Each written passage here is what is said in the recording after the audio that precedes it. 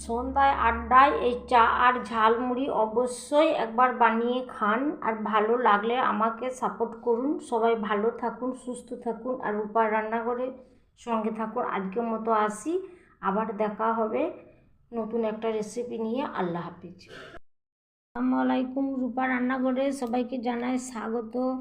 আজকে আমি কাঁচা ছোলা, ডাল ছোলা যেটা বলে, সে ডাল ছোলা আজকে ছিলে মুড়ি মাখা করবে। দেখুন দেখতে কত সুন্দর হয়েছে, আলহামদুলিল্লাহ। দানাগুলো কত সুন্দর হয়েছে, এই দেখুন। আমি উল্টে পাল্টে দেখাচ্ছি, দেখতে কত সুন্দর, দেখেই জিভে জল চলে আসছে। দেখুন এত সুন্দর দেখতে হয়েছে। এবার আমি একটা একটা করে ডাল দানাগুলোকে ছাড়িয়ে নেব, ছাড়িয়ে আমি পরিষ্কার করে নেব। দেখুন দেখতে কত সুন্দর। এবার একটা একটা করে ছিমিকে আমি এভাবে ছাড়িয়ে নিচ্ছি, নিয়ে এভাবে ফাটিয়ে পরিষ্কার করে নেব। দেখুন এভাবে ছিমিগুলোকে বের করে নিচ্ছি, এভাবে বের করে নিতে হয়। আপনারা তো সবাই অনেকেই জানেন, আমি একবার করে দেখিয়ে দিচ্ছি।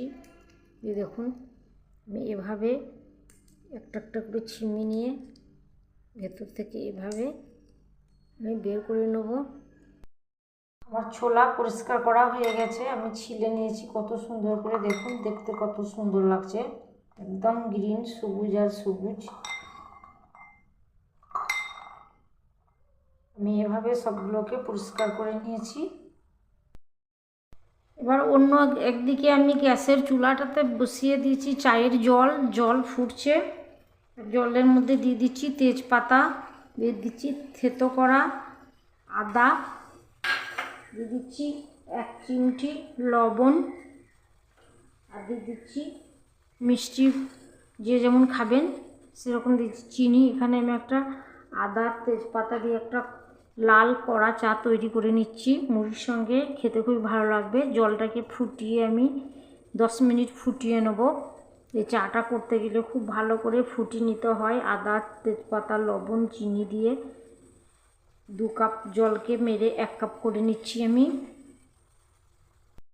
একটা বড় বাটির মধ্যে আমি নিয়ে নিয়েছি, দিয়ে দিচ্ছি ধনে পাতা কুচি, কাঁচা লঙ্কা কুচি,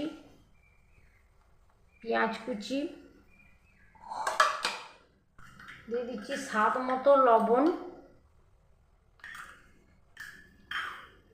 দিয়ে দিচ্ছি চানাচুর বাদাম, আর দিয়ে দিচ্ছি 1 চামচ মতো সরিষার তেল।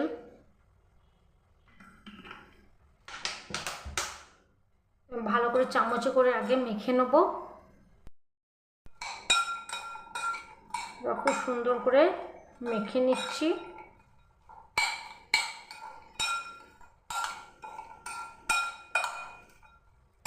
আমি আরও একটু তেল দিচ্ছি।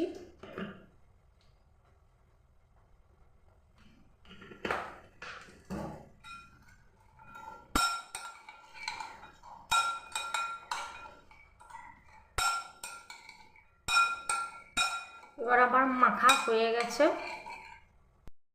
এবার আমার চায়ের জল অনেকটাই মরে গেছে, আদা আর তেজপাতার রসটাও বেরিয়ে গেছে। এবার আমি দিয়ে দিচ্ছি পরিমাণ মতো চা পাতা,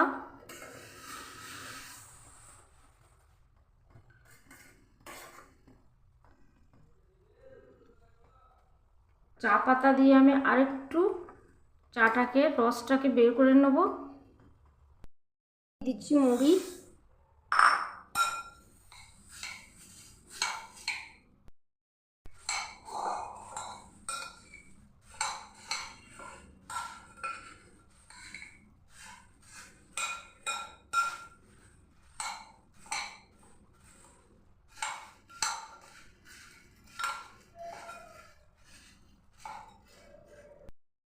লাল চায়ের সঙ্গে কাঁচা ছোলার মুড়ি মাখা ঝাল মুড়ি পরিবেশন করুন। ভালো লাগলে সাপোর্ট করুন।